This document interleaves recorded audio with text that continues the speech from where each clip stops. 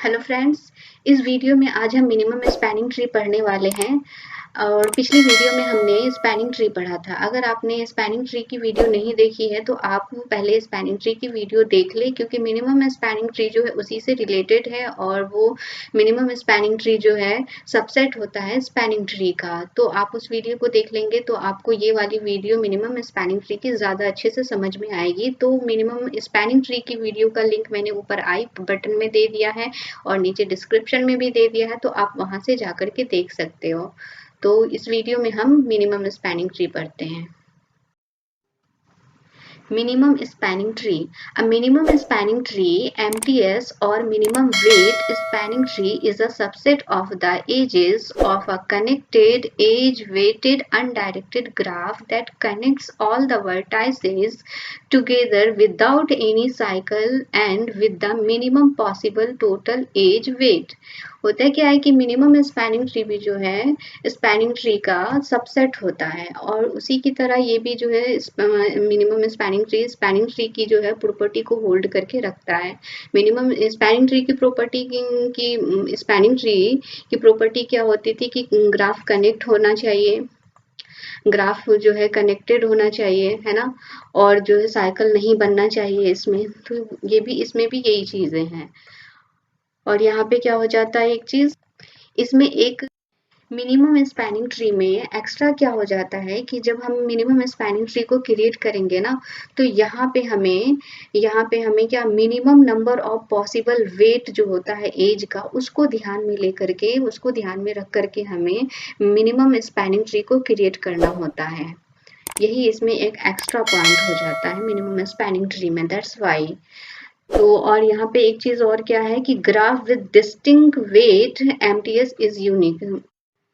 अब यहाँ पर है मिनिमम स्पैनिंग ट्री की प्रॉपर्टी है। यहाँ पर मिनिमम स्पैनिंग ट्री की प्रॉपर्टी क्या कहती है कि minimum spanning tree has n-1 edges, जो कि स्पैनिंग ट्री की भी प्रॉपर्टी होती थी, है ना, where n is the number of node या वर्टाइसेस।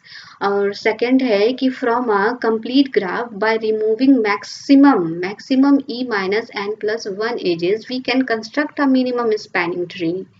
तो ये उसमें भी होता था स्पैनिंग ट्री में भी और यहाँ मिनिमम स्पैनिंग ट्री में भी। तो अब यहाँ पर एक क्वेश्चन है मिनिमम स्पैनिंग ट्री बनाने का। क्या है कि find the cost of minimum spanning tree for the following graph. यहाँ पे हमारे पास एक ग्राफ है।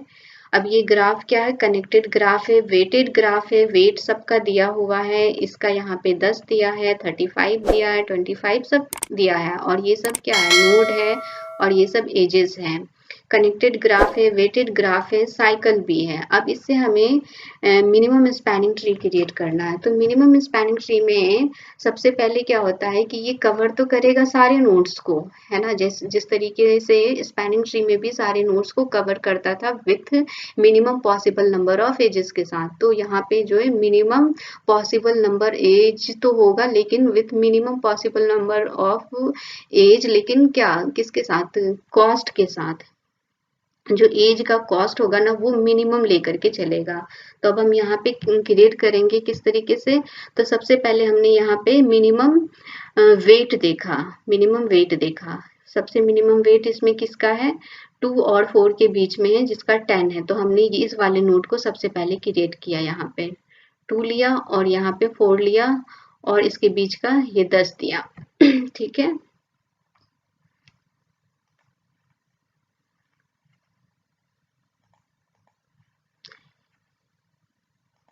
यहाँ पे ये ले लिया। अब उसके बाद इसमें हमें देखना है कि सबसे कम वेट किसका है। तो सबसे कम वेट अब हमें कहाँ पे दिख रहा है, ये दिख रहा है 3 और 5 के बीच में है, जिसका 15 है कॉस्ट, है ना। तो अब हम इस वाले नोड को यहाँ से लेंगे और इसको यहाँ से, ये लिया था, ये लिया था,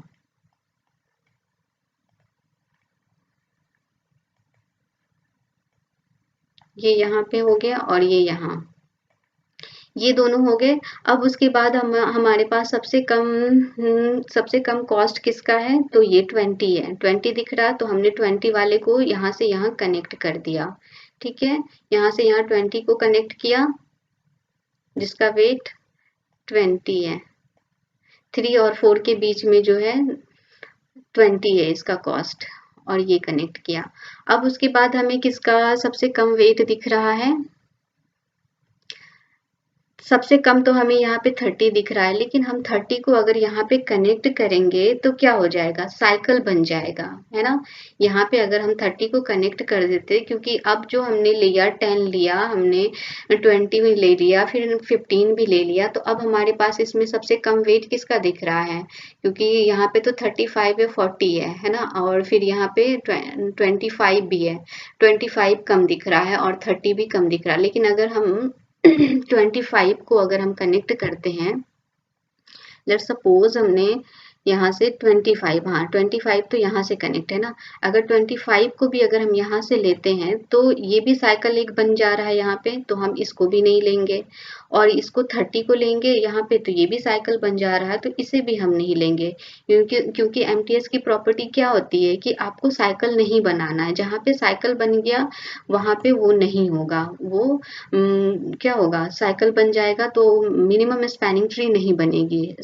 ट्री में क्या होता है? साइकिल नहीं बनना चाहिए। तो ये हो गया हमारा, ये था और ये था, हो गया। तो ये वाला हम नहीं ले सकते हैं। अब हम क्या ले सकते हैं? तो फिर 30 नहीं ले सकते, 25 नहीं ले सकते हैं, तो हम क्या ले सकते हैं? 35 को ले सकते हैं। तो 35 हमने यहाँ से ले लिया। अब हमने 35 लिया तो अभी साइकिल नहीं बना, नहीं बना। अब हम क्या ले सकते हैं इससे सबसे कम? अब हमें क्या दिख रहा है? यहाँ पे 40 दिख रहा है, सॉरी ये 25 भी नहीं ले सकते क्योंकि साइकिल बन जाएगा, 30 भी नहीं ले सकते, साइकिल बन जाएगा। अगर हम क्या 40 ले सकते हैं? तो 40 भी नहीं ले सकते जी, क्योंकि 40 भी अगर हम यहाँ पे लेंगे तो यहाँ पे साइकिल बन जा रहा है, जो स्पैनिंग ट्री में नहीं होना चाहिए, है ना। तो हम यहाँ पे ये भी नहीं ले सकते। तो इस तरीके से हमारा स्पैनिंग ट्री क्रिएट हो गया विथ मिनिमम कॉस्ट के साथ।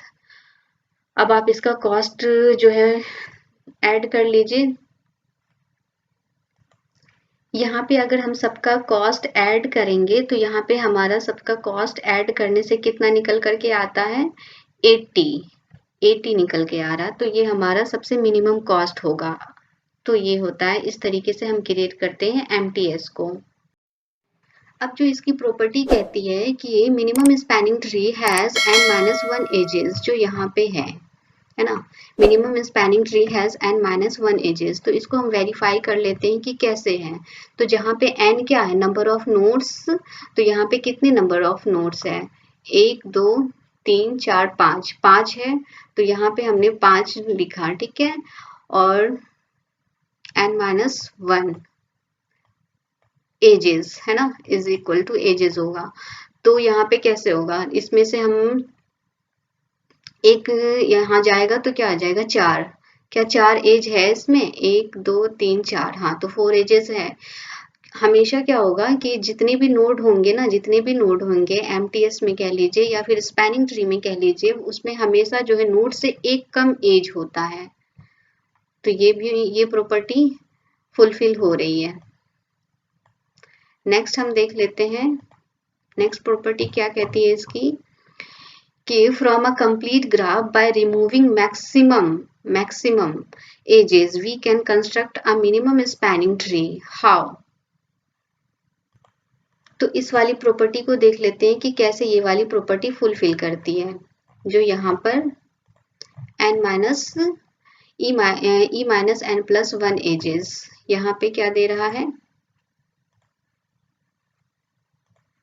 सॉरी, यहाँ पे है ई, ये कंप्लीट ग्राफ से इससे हमें कि हम कितना जो है रिमूव कर मिनिमम स्पैनिंग ट्री क्रिएट कर सकते हैं। तो यहाँ पे नंबर ई कितने हैं? 1 2 3 4 5 6 7, यानी 7 हमारा जो है ई है, एजेस, है ना। और माइनस एन कितना है? 1 2 3 4 5, 5 हमारे पास क्या है? नोट्स है ना। 5 हमारे पास नोट्स हो गए, और क्या था? +1, ठीक है, +1 करते हैं। तो अब जब इसको हम कैलकुलेट करेंगे तो हमारे पास कितना आएगा निकल करके? तो हमारे पास यहाँ पे कितने आते हैं? 3 आते हैं, है ना। अब कैसे आ रहा है? तो अब यहाँ पे हम वेरीफाई कर लेते हैं। तो हमने कितने, जो ये कंप्लीट ग्राफ था, हमने इसमें कंप्लीट ग्राफ में से कितने एजेस को रिमूव किया है, तो आप देख लीजिए। एक तो ये वाला हमने रिमूव किया जो यहाँ पर है, ठीक है। सेकंड हमने ये वाला रिमूव किया 30 वाला, और थर्ड हमने ये वाला रिमूव किया, तो हमारा निकल करके भी क्या आ रहा है, 3 आ रहा है ना। तो ये वाला प्रॉपर्टीज भी वेरीफाई हो गया कि हमने 3 एज को रिमूव करके एक एमटीएस क्रिएट कर लिया। तो वही यहाँ पे कह रहा था इस वाले प्रॉपर्टी में, ठीक है। तो आई होप फ्रेंड कि आपको वीडियो पसंद आया होगा, मिनिमम स्पैनिंग ट्री समझ में आ गई होगी। तो हमारे चैनल को सब्सक्राइब कर लीजिए, वीडियो को लाइक शेयर कर लीजिए। मिलते हैं नेक्स्ट वीडियो में। Thank you.